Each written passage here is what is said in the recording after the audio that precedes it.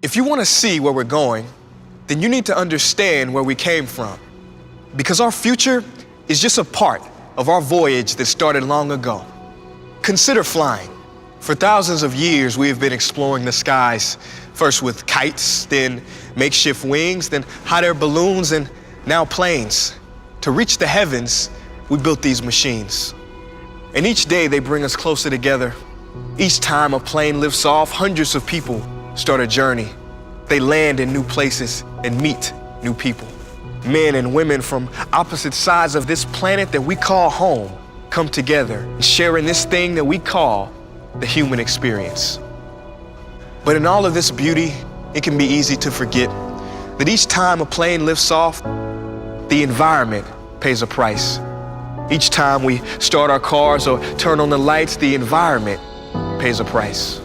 A price it can no longer afford to pay. We have to change this. We must change this. We can change this.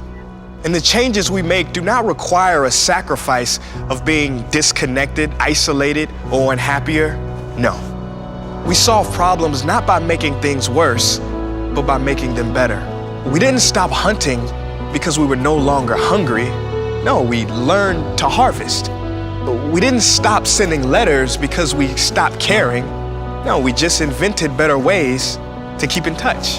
And we will not stop traveling, meeting, and getting together.